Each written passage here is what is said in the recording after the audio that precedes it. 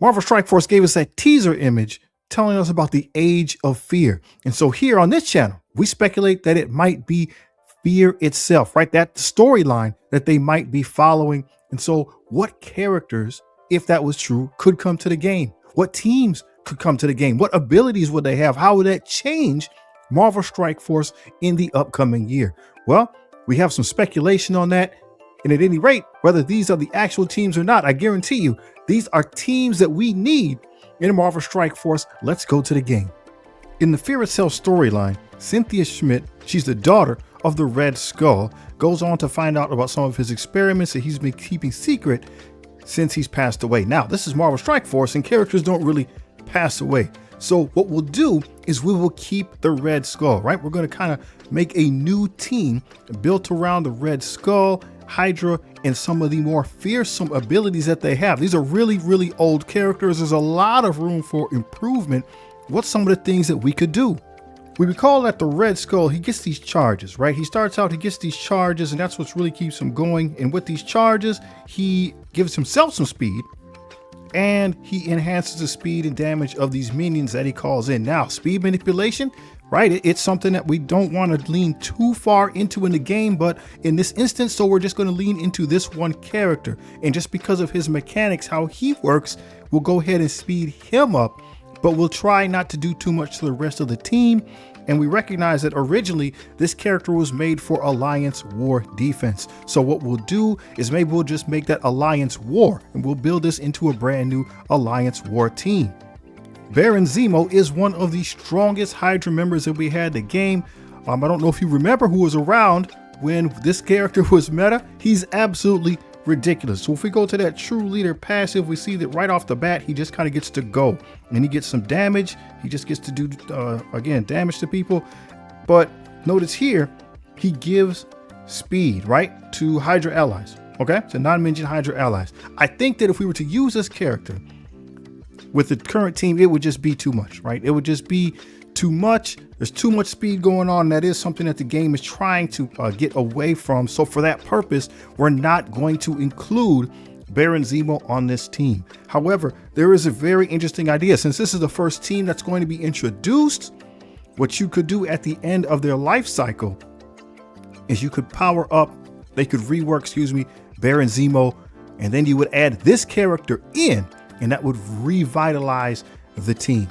Okay, that would revitalize the team, and that'll make sense when you see what it is we're trying to do. So obviously that only leaves one more person, Crossbones. So we're going to focus on Crossbones as being the other reworked character. We're going to really dial his kit up to these new 3.0 stats and make him a numbers based character. So that's what we mean. We're going to really tighten this up, make him a numbers based character at some point. Since he's 100% stat based, he will fall out of the meta. So then when he does, they could rework Baron Zemo, put him in, then you get an entirely different team. What we want to do is kind of focus on, again, we have his passive ability here. We're going to change this text, obviously not to reflect Baron Zemo, but just to reflect perhaps one of the other new characters, because we want you to be afraid of this character. We used to be, right? We used to really be afraid of this individual. If he got his ultimate move off, that was a significant problem. We want to make that happen again. So we need to dial this up to the new 3.0 stats and beyond, because we want you to be fearful of if this individual uses his ultimate move, that might seal the deal right there. That might close out the match. We're going to do it in a way that is a little bit different as we start talking about the newer characters that we have in mind. This is our concept image for Cynthia Schmidt. Once again, she's the daughter of the Red Skull. We're going to bring her into the game as a blaster. We're going to have her kind of mimic some of the abilities that Red Skull has. We're going to be pulling in more minions. We're going to give them a little bit more control effects though, while Red Skull's minions are doing damage.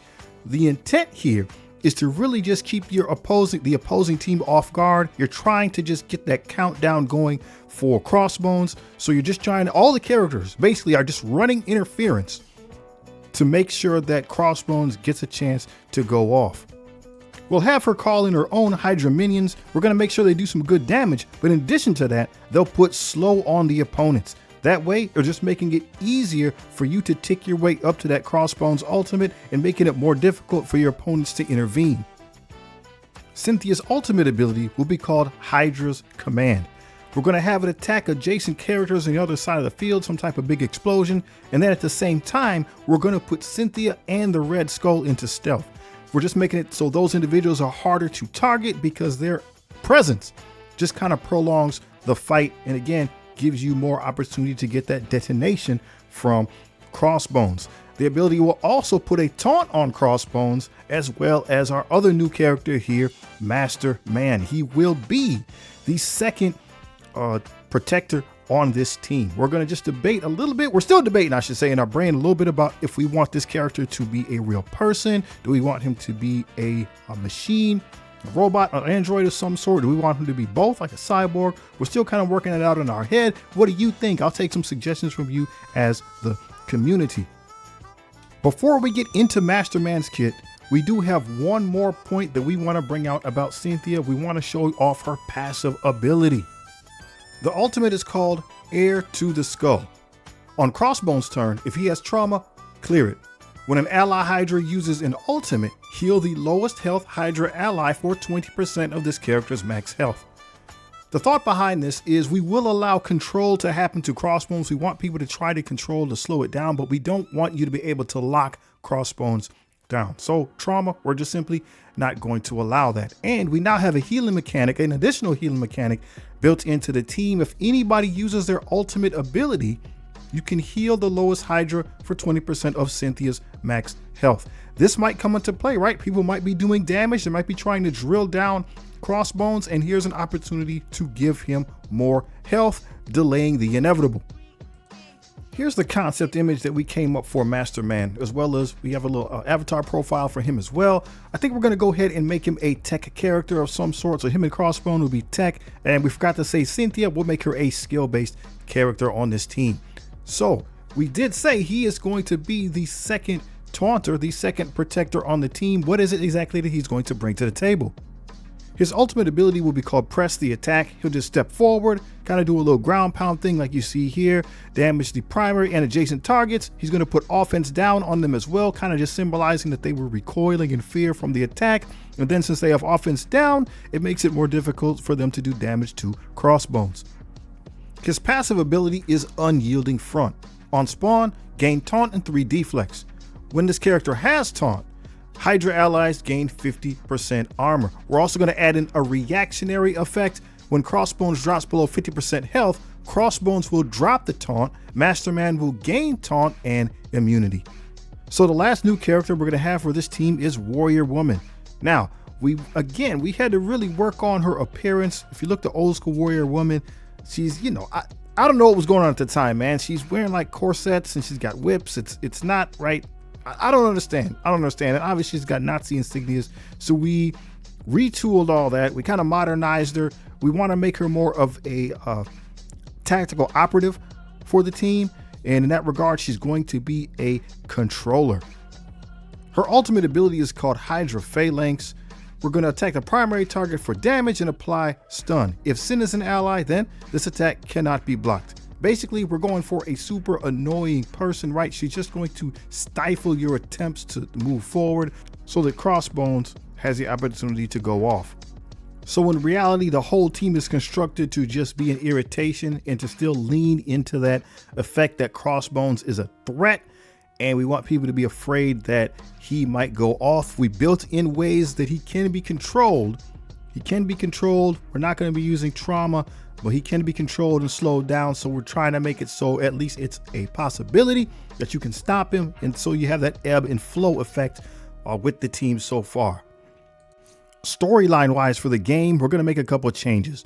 So like we said, Red Skull, he hasn't passed away. So we're going to say he's here. He's part of the team and he's trying to figure out how to get more power. He has some prospects on some things he's been working on. And Cynthia wants him to pick this project here, right?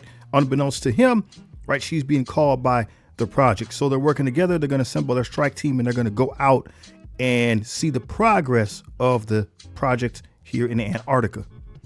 So the same follow events will occur. The hammer calls out to her. She's going to take hold of it and she will still be transformed into Skadi.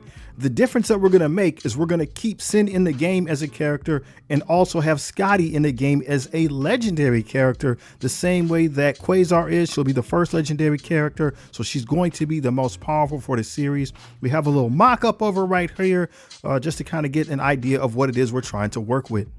So that's the team. We could call them either something like the new Hydra, or the Thule Society is an option as well, but that's sort of more of a mystical origin. So what do you think? What do you think of the team? Are there characters you think should be here in their place? Are there other characters you think that should come in this year, 2026? Let me know in the comments below. And hey, if you haven't seen this video right here, please check it out. It's legit.